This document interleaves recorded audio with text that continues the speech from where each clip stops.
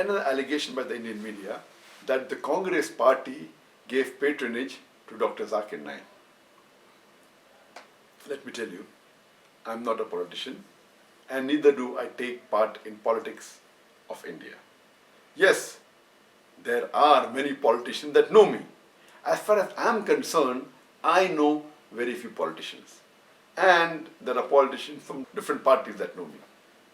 You'll be shocked to know that even politicians from the BJP know me.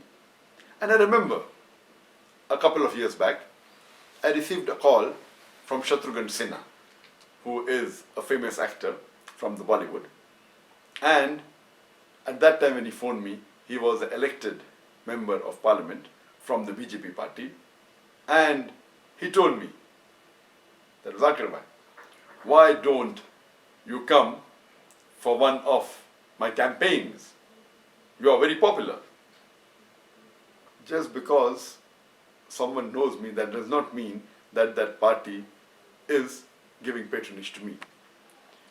Just for your information, I'd like to tell you that when the PeaceTV applied for the downlinking permission in 2008, it was the Congress party which was the ruling party, and that party did not give me permission. So it is a completely false information that some political party is giving me patronage.